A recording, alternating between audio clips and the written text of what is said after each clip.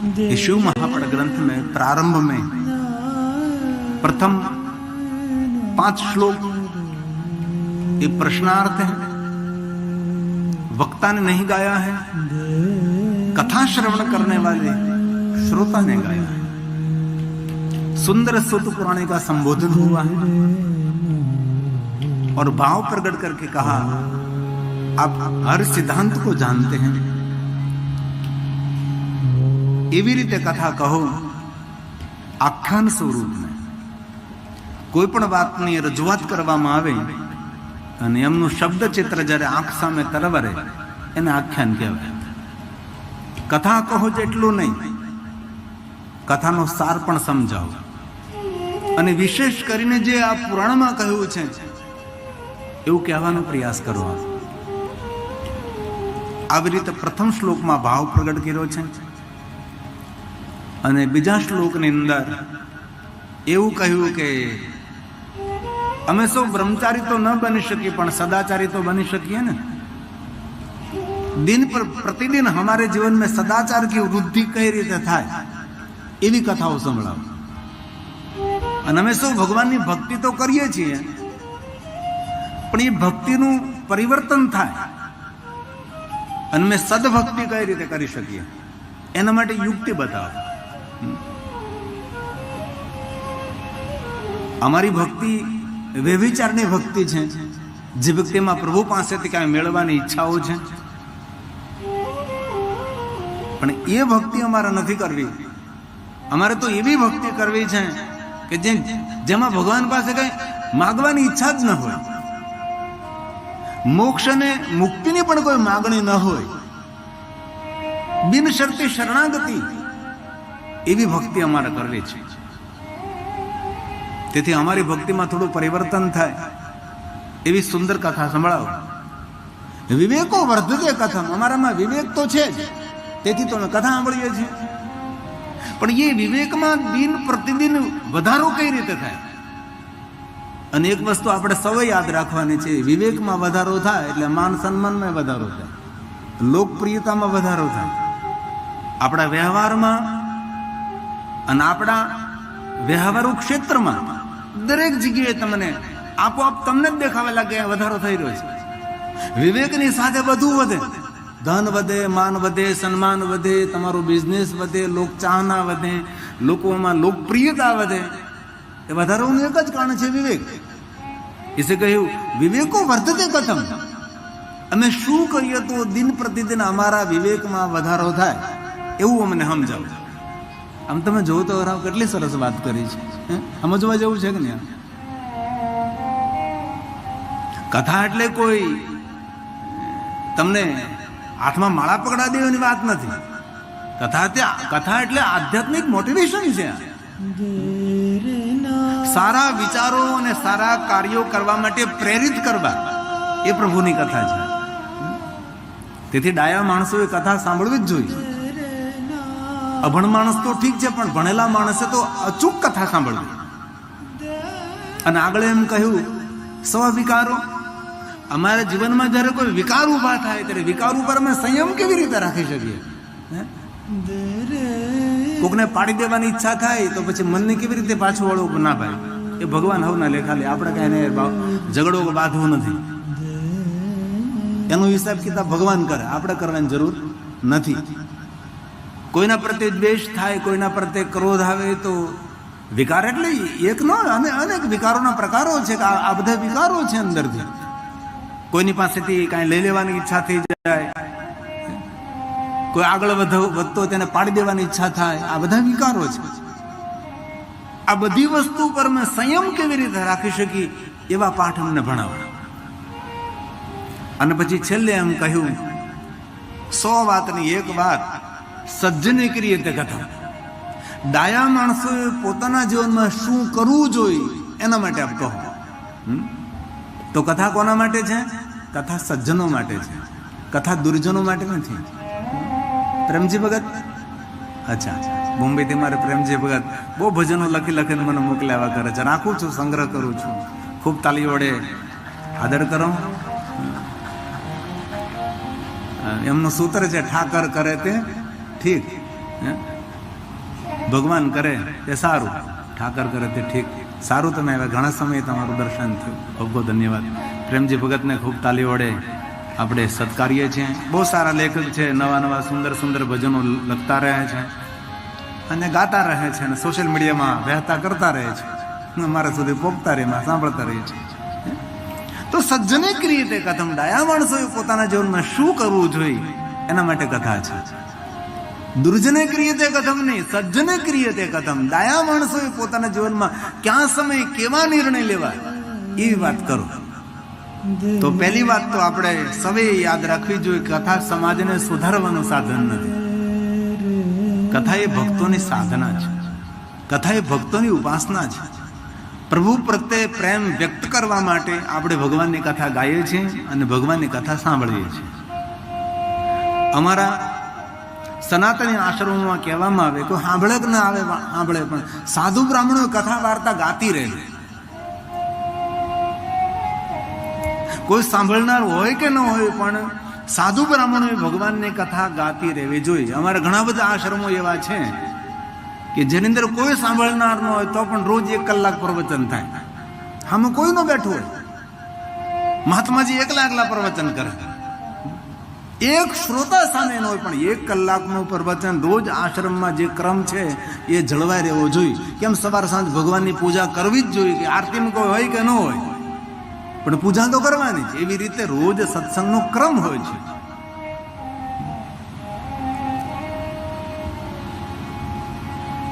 અને સત્સંગ જીવનનું અમૃત છે. શારીરિક હૃષ્ટપુષ્ટ રહેવું હોય તો સાત્વિક ભોજન કરવું જોઈએ. પકોડા નહીં, પાણીપુરી નહીં, કચ્છી દાબેલી તો જગ પ્રસિદ્ધ થઈ ગઈ તમારી, એ નહીં, બહુ નહીં, ક્યારેક ક્યારેક ઠીક છે. અને માનસિક પ્રફુલ્લિત રહેવું હોય તો 1 ઘડી આધી મેં પુનિયા, તુલસી સંગત સાધુ કી કટે કોટી અપરાધ. જેટલો સમય મળે એટલો સમય સત્સંગ કરવો જોઈએ માણસ. અને કોઈ હોય તો સત્સંગ થયું નહીં, શાસ્ત્રનો અધ્યયન, પુરાણોનો પાઠ, સારા પુસ્તકોનું વાંચન, સારા માણસોનો સંગ, સારો વાર્તાલાપ, સારા વિચારોનો સંગ. 3જા શ્લોકમાં એમ કહ્યું કે આ કલયુગની અંદર અમારી સુરતા એ ભ્રમિત થઈ છે. પ્રાયો ઘોરે કલાવી, હળહળ કલયુગની અંદર અમારી સુરતા શિવજીના ચરણોમાં નથી રહેતી. તો કલયુગની અંદર અમારી સુરતા ભગવાન શિવજીના ચરણોમાં કેવી રીતે રહે એના માટે સુંદર સુંદર યુક્તિ દેખાડો. અને આપણને સૌને ખબર છે કે આપણે જ્યારે ભગવાનનું ધ્યાન કરતા હોય ત્યારે આપણે સુરતા કઈ ભગવાનમાં નથી રહેતી. માળા ભલે હાથમાં હોય, પણ આપણે તો કોકના માળામાં પડ્યા હોય. હાથમાં માળા પકડી તા કેટલા વિચારો આવે, ક્યાં ક્યાં પહોંચી જાય ખબર નથી રહેતી આપણને. ઘણા લોકો નિખાલસ મનવાળા હોય કે આ માળા કરીએ પણ મન બહુ ભટકે છે, એના માટે શું કરવું? કારણ કલયુગનો પ્રભાવ છે. અહીંયા પણ ઋષિમુનિઓએ જ કહ્યું છે કે અમારી સુરતા ભગવાન શિવજીના ચરણોમાં રહેતી નથી, તો અમારે શું કરવું જોઈએ? કોઈ વિદ્યા દેખાડો, અમને કોઈ યુક્તિ દેખાડો, કોઈ માર્ગદર્શન કરો, જેથી કરીને અમારું સર્વ કલ્યાણ થાય. આવો સુંદર ભાવ પ્રગટ કર્યો છે. કેટલી સુંદર સુંદર જિજ્ઞાસા વ્યક્ત કરી છે. હવે એમ કહ્યું કે સુંદર આ જગત છે એટલું વિશાળ, તો જગતનું સર્જન કરતા કોણ છે? આ ગગન, અગન, આકાશ, પ્રકાશ, સરિતા, સાગર, પેડ, પહાડ, જીવ, જંતુ, દાનવ, માનવ, દેવ, એટલું મોટું વિરાટ વિશ્વનું સર્જન કરનારો કોણ છે? એ ક્યાં છે, કેવો છે, તેનું રૂપ કેવું છે, તેનો સ્વભાવ કેવો છે, એનું વર્ણન કરો. અમને કયો, તમે સમજાવો આ બધું અમને.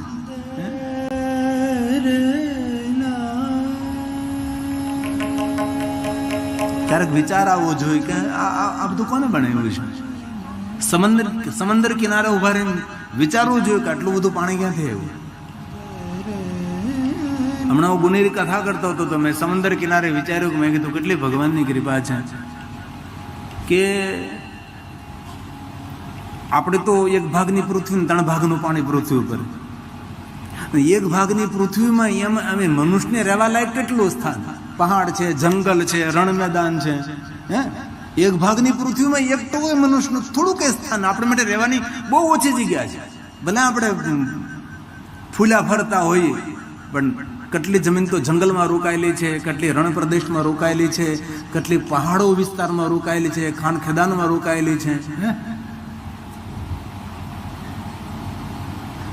તો ભગવાનની કેટલી કૃપા કે આ 3 ભાગનું પાણી છે એમાં કેટલા મોટા જલચર રહેતા હશે.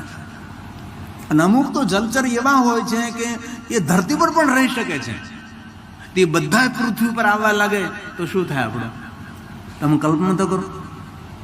કોઈ કઈ ઈશ્વરની કૃપા કઈ રીતે જોઈ શકે? આ રીતે જોઈ શકો તમે કે આ પાણીમાં બધા જે એટલા બધા મોટા જલચર રહે છે કે બધા જો ધરતી પર આવવા લાગે તો માણસ ક્યાં રહી શકે? માણસની તાકાત જ નથી એનો સામનો કરી શકે. ઈશ્વરની કૃપાને જો આપણે જોવા માંગતા હોય તો કદમ પર ઈશ્વરની કૃપા આપણા ઉપર છે.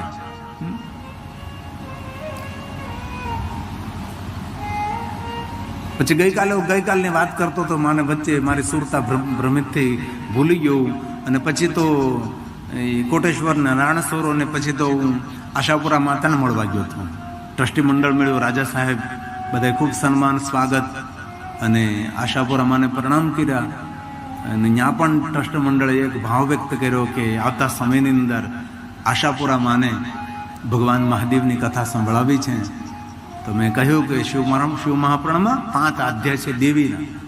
આ શિવ મહાપુરાણ ગ્રંથમાં મહાદેવી પ્રત્યે બહુ વર્ણન કર્યું છે. જોકે મહાદેવ મહાદેવી, શંકર તો શંકરી, મહેશ તો મહેશ્વરી, કાલ તો કાલી, महाकाल तो महाकाली, सनातन तो सनातनी. तो मैंने कहा शिव महापुराण अंतर्गत 5 अध्याय देवी ना है कि जे देवताओं कार्य नहीं કરી શક્યા. ત્યારે દેવીઓએ હાથમાં તલવાર ઉઠાવી, ત્રિશુલ ઉઠાવ્યું છે. કોઈ પણ રીતે દેવની ને વેદ ધર્મની રક્ષા કરી દે આપણે દેવીઓએ. તમે તેના પર જરૂર આપણે આવતા સમયમાં કથા કરશું. ખૂબ ટ્રસ્ટી મંડળે આદર સત્કાર આપ્યો આશાપુરા માતા અને ખૂબ સરસ સૌની સાથે વાર્તાલાપ થયો, સૌનું સમર્પણ જોયું. અને વિશેષ તો આશાપુરા માતાના મઢમાં મને આનંદ એ થયો કે કેટલા યાત્રિકો આવે છે. સૌને રહેવાનું પણ ફ્રી અને ભોજન પણ ફ્રી. તમે જુઓ તો ખરા એટલો મોટો ખર્ચ કોણ ઉપાડે? એ તો માતા આશાપુરા મહા સંભાળે. ઘણી ઘણી વાર આપણે વિચારીએ તો એમ થાય કે અજબ ગજબ છે.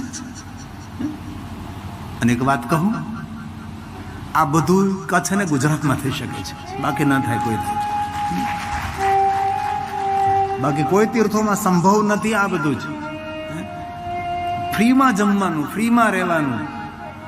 મારી તો આંખ ખુલી ગઈ. મેં તો એટલા યાત્રિકો, એટલા દર્શનાર્થીઓને, અને એના ઉપરાંત જે આપણે સંઘની શાખા ચાલે છે એમાં સંપૂર્ણ આ ટ્રસ્ટનું યોગદાન. અને હર કથામાં કહેતા રહો દરેક યુવાન ભાઈઓ બહેનો સંઘમાં જોડાવવું જોઈએ. RSS એમાં જોડાવવું નહીં તો મરી જવાના આપણે. કોઈ બાપો રક્ષા કરવા નહીં આવે આપણે. તેથી મારા યુવાન દીકરા દીકરીઓ તમે પ્રેરિત થાવ, તેના વિચારોને સાંભળો.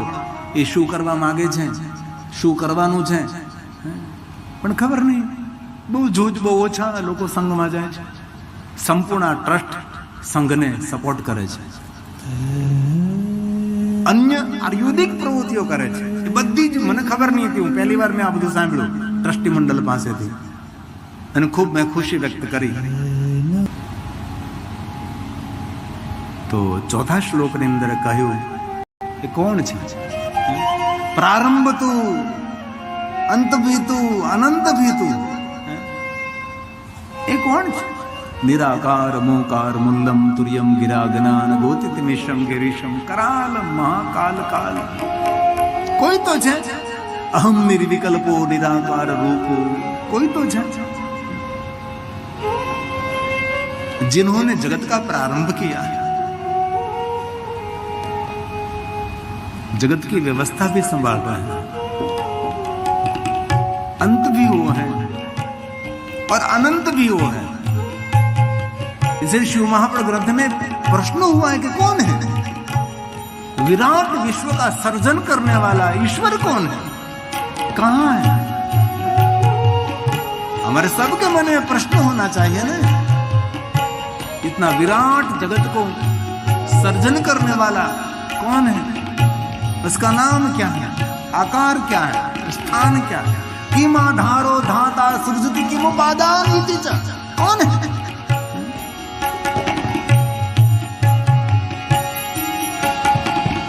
आरंभ तू है, अनंत भी तू है, ध्यान समाधि जीवन तू है।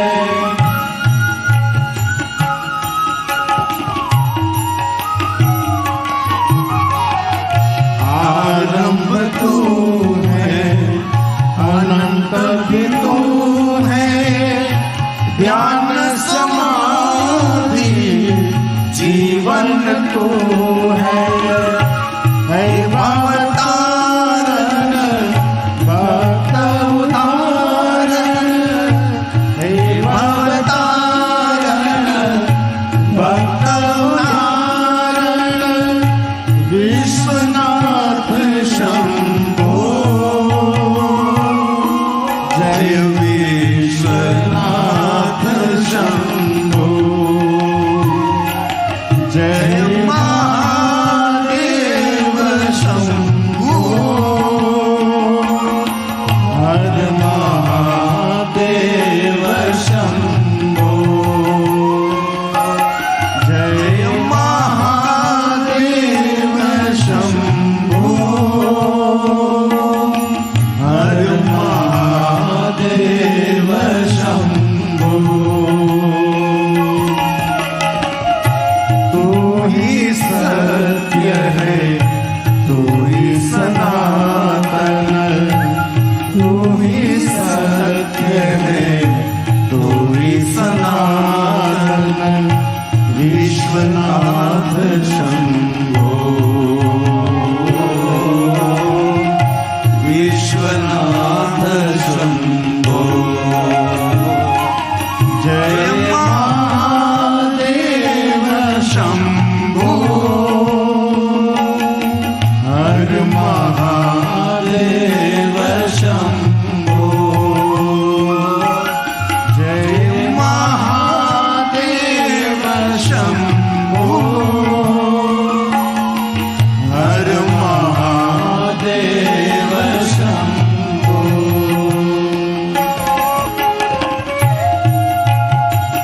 तवेश्वर्यम यद जगदोदय रक्षा प्रलय कृत कोई है, कौन है, कहां है? जिन्होंने आरंभ किया जगत का, प्रारंभ कर दिया, कौन है पहला पुरुष, कौन है प्रथम पुरुष, कौन आदि, कौन अनादि, कौन निरंजन निराकार, कौन है वो? सूर्य भी तू है, चंद्र भी तू है, धरती आकाश और सृष्टि भी तू है। हे महादेव, हे महादेव, हे महादेव। सूर्य भी तू है, चंद्र भी तू है, धरती आकाश और सृष्टि भी तू है। हे महादेव, हे भवतारण भक्त उदाहरण, हे भवतारण भक्त उदाहरण, विश्वनाथ शंभो, जय विश्वनाथ शंभो, जय महादेव शंभो, हर महादेव शंभो, जय महादेव शंभो, हर महादेव शंभो।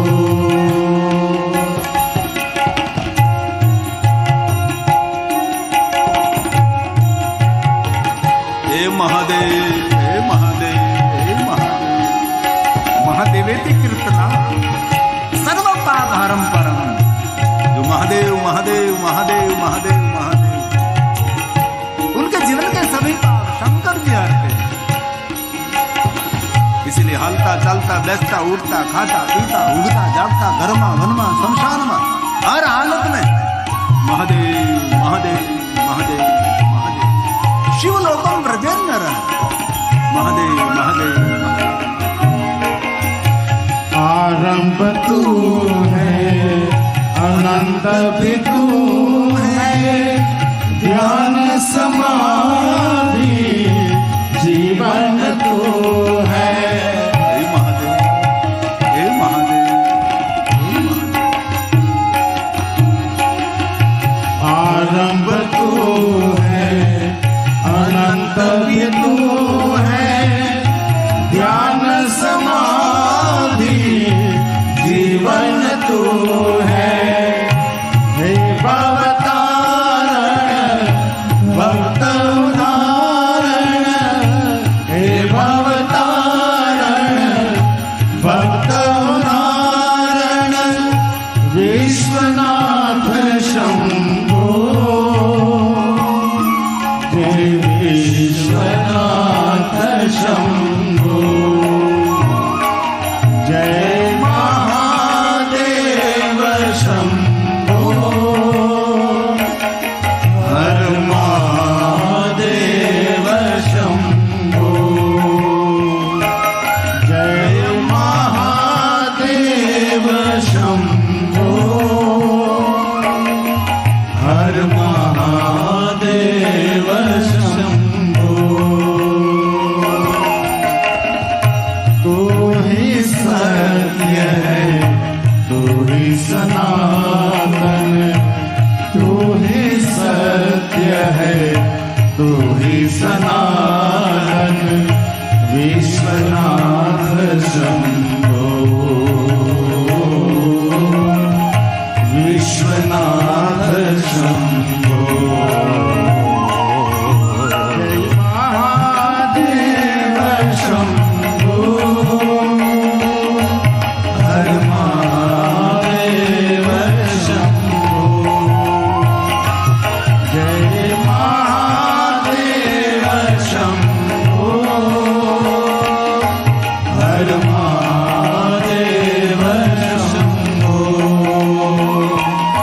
हर महादेव शंभो हर महादेव शंभो। शिव महापुराण ग्रंथ के प्रारंभ में 5वां श्लोक इनमें सुंदर भाव प्रकट किया है कि हे सुत पुराण जी हम सबको आपके प्रति बहुत भाव है। क्यों? आप शुद्ध आत्मा है इसलिए आप बताइए शिव प्राप्ति भवे हम सबको भगवान महादेव की प्राप्ति कैसे हो सकती है? तात आपका चित्त निर्मल है और बहुत हृदय से कहे तो ऐसे लोगों के साथ मित्रता करनी चाहिए। आपकी जीवन यात्रा में कोई ऐसा व्यक्ति मिलेगा जिनका चित्त जिनका जीवन निर्मल हो, उनके साथ बहुत मित्रता करें। ऐसे कोई सज्जनों का साथ और संग इस जीवन का श्रेष्ठ अमृत। अमृत तो हमने देखा नहीं, देवता पी गए, हमारे लिए कुछ रखा नहीं। शिव जी को भी विष पिला दिया, लेकिन सज्जनों का संग अमृत से कम नहीं। इसीलिए आप बहुत पवित्र आत्मा हैं, आपका चित्त निर्मल है, इसलिए आपके प्रति हम भाव प्रकट करते हैं। हम सबको मार्गदर्शन करें इस भव में हम सबको भवनाथ कैसे मिले और भव पार करने वाला उन पर हमारा कैसे भाव प्रकट हो सकता है। इसलिए शिव जी के दो नाम, भवनाथ भी है और भावनाथ भी है। और शिव जी की एक दुनिया का नाम है भाव भावाक्रम शिवम। शिव जी पर जितना हमारा भाव रहता है इतना दुनिया में हमारा प्रभाव बढ़ता है। जितना महादेव के चरणों में हमारा भाव प्रकट करेंगे इतना प्रभाव बनता है। અત્યારે તો એકલા હોય ને તો સાવધાન રહેવું, કારણ કે જે રૂમમાં તમે રહ્યો છો ને એ રૂમની અંદર ગુડ નાઇટમાં કેમેરો હોય. પેલું મચ્છર મારવાની પણ આપણને મારવાના કાવતરા હોય. એટલે બહુ સાવધાન રહેવું. કોઈ હોટલમાં કોઈ જગ્યાએ કોઈના ઘરે અજાણ્યા ઘરે ગુડ નાઇટમાં કેમેરા હોય, સ્વિચમાં કેમેરા હોય, ચશ્મામાં કેમેરા હોય, ખબર નહીં ક્યાં દુનિયા જઈ રહી છે. ચશ્મામાં બોલો, કોઈ સાથે વાત કરતા હોય તો એ માણસ આપણું રેકોર્ડિંગ કરતો હોય અને ચશ્મામાં કેમેરો, વોઇસ રેકોર્ડિંગ થતું હોય. બોલો આ બચવું કઈ રીતે આમાં? તેથી જે જાહેર ક્ષેત્રોમાં અને ઊંચા સ્થાન પર બિરાજે છે એને ખૂબ સાવધાન દેવાનો યુગ છે. બોલવામાં તો ખરો, પણ રહેણી કેણીમાં સાવધાન રહેવું જ પડે છે.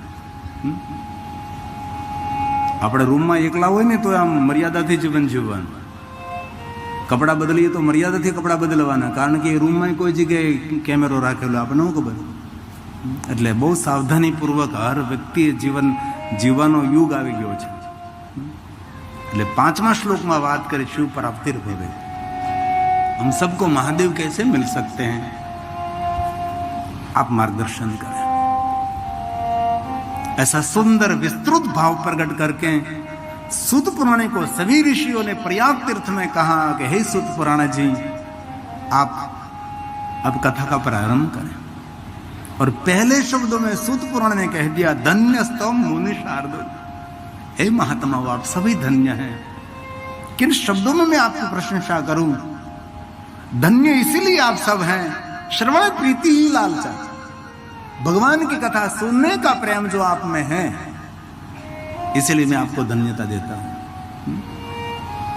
कथा श्रवण करना भगवान की श्रेष्ठ उपासना है. ये 3 घंटे आप बैठते तो 3 घंटे हम भगवान की कुछ बात सुनना चाहते हैं. ये भगवान की पूजा है, उपासना है. आपकी हृदय में जो भगवान की कथा श्रवण करने का भाव है. लोगों में लालच अलग अलग रहती है. किसी को मान सम्मान प्रतिष्ठा की लालच, किसी को प्रशंसा की, किसी को धन संपत्ति वैभव की, सुख सुविधा की, पुत्र पौत्र की. लेकिन यहां सूत पुराण ने कह दिया कि आप सभी में एक ही लालच है, बस भगवान की कथा सुनना है. एक ही लालसा है, भगवान की कथा सुननी है. इसलिए आप मेरे लिए धन्य हैं, ऐसा भाव प्रकट किया है. लेकिन महात्माओं, आपको मैं भगवान महादेव की कथा कहूं, लेकिन आपकी भक्ति में दिन प्रतिदिन वृद्धि रहे, ऐसे भाव से कहूंगा. भक्ति आदि विवर्धनम. दिन प्रतिदिन आपके हृदय में भगवान की भक्ति की वृद्धि रहे, और आपके हृदय में जो प्रभु के प्रति आस्था है, आप राम भक्त हैं, आप कृष्ण भक्त हैं, अन्य देवता के उपासक आप हैं, लेकिन इसमें कुछ भी खंडन नहीं होगा. मैं ऐसे भगवान की आपको कथा कहूंगा.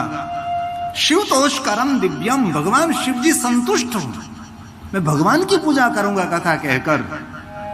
श्रृणु वत्स रसायन. ये रसायन है.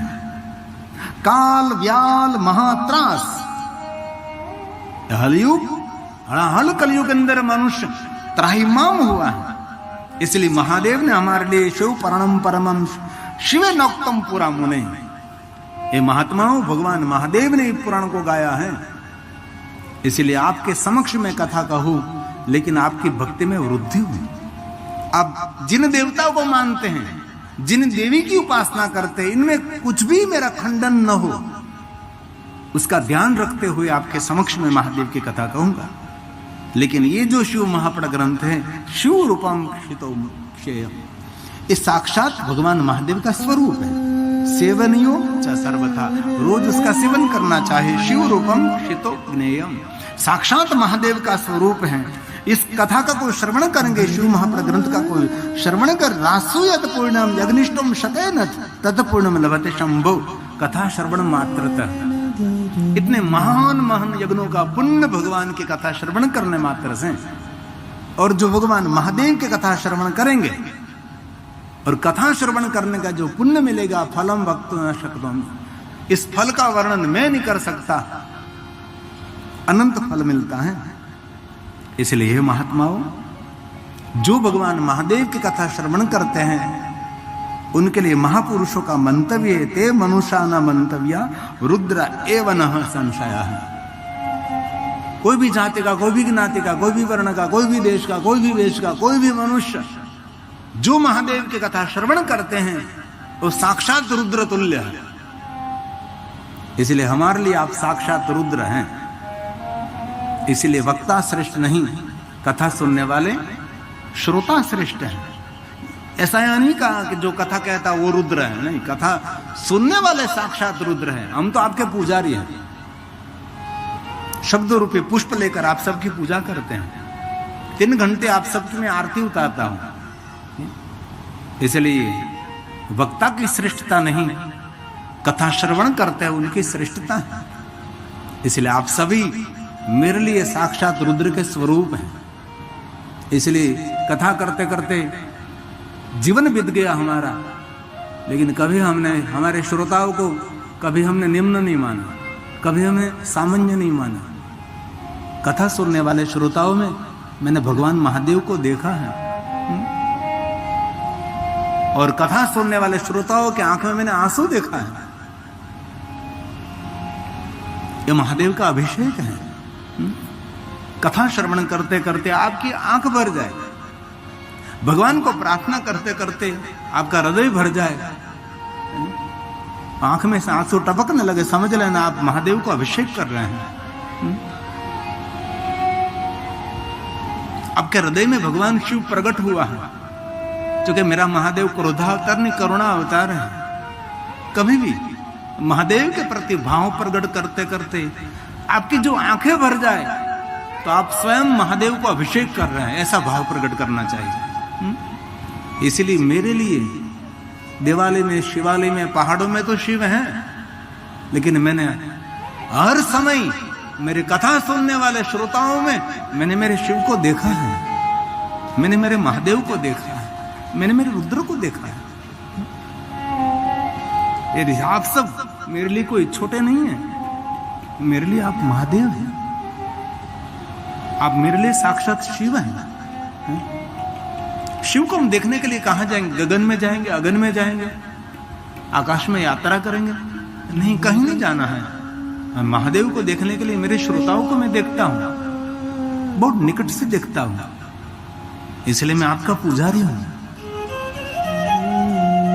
वास्तव में शिव का ही मैं पुजारी हूं, लेकिन आप मेरे शिव हैं, आप मेरे रुद्र। और शिव महापुरुष ग्रंथ का प्रमाण है, रुद्र एव न संशय। ये महापुरुषों का मंतव्य है, जो भगवान की कथा सुनते हैं, ये वक्ता के लिए साक्षात शिव हैं। इसलिए मैं शिव की पूजा कर रहा हूं। वास्तव में तुम्हें 10 नाम हुई, क्योंकि शिव पूजा तो हमारी परंपरा है। हमारे पूर्वजों ने एक ही काम किया है, भगवान की आरती उतारी है।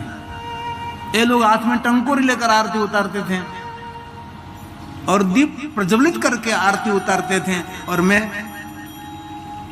मैं शब्दों का दीप प्रज्वलित करके आपकी आरती उतारता हूं। ये हमारी पूजा है, आपके प्रति हमारी पूजा है। इसलिए किसी को भी ऐसा नहीं लगाना है कि मैं बड़ा हूं, आप छोटे। नहीं नहीं, आप महान हैं। और कथा हम कभी जीभ से और मुख से नहीं कहते, हम कथा दिल से कहते हैं। जरूर कथा हमारी वेदना भी है, कथा हमारी वेदना है। वेदना एक बात की थी कि आज से 35 साल 30 साल पहले कोई शिवालय में आता ही नहीं था। हमारा शिवालय खाली पड़ा रहता था, पुजारी ऐसे करके देखता था, कोई आ रहा है, कोई आ रहा है दर्शन के लिए, कोई नहीं शिवालय में आता था। और दूर दूर तक बस हमारे दयागिरी बापू गोस्वामी शिव कथा गाते थे, 2-3 और वक्ता थे, लेकिन वो ऐसा कोई ठोस वक्ता नहीं था कि जोर लगाकर महादेव की बात कहें। और आज हम देखते हैं हर गांव का शिवालय जीर्णोद्धार हो रहा है, हर गांव का शिवालय भक्तों से भरा है। कोई स्वीकारे न स्वीकारे, उसकी मानसिकता, उसको हमारा प्रणाम। लेकिन आज कथा के द्वारा हम प्रणाम देख रहे हैं, हमारी बहन बेटियों पार्थेश्वर महादेव का पूजन कर रही हैं। मिट्टी का शिवलिंग निर्माण करके पूजन कर रहे हैं। आज शिवालयों में महादेव के भक्तों की संख्या बढ़ रही है। ये शिव महापुर कथा का एक प्रभाव रहा है। इसलिए बहुत दिल से कहता हूं, जीवन को मंगलमय बनाना, जीवन को सार्थक बनाना, जीवन को उच्चतर बनाना है। ऐसे ऐसे तो सदा सेविया सदा सेविया सदा सेविया सदा सेविया विशेषतः एक शिव प्रण कथा परम पावनी, जगत को पावन करने वाली, मनुष्य जीवन को धन्य करने वाली ये भगवान की कथा है। इसलिए आदर के साथ कथा श्रवण करनी चाहिए।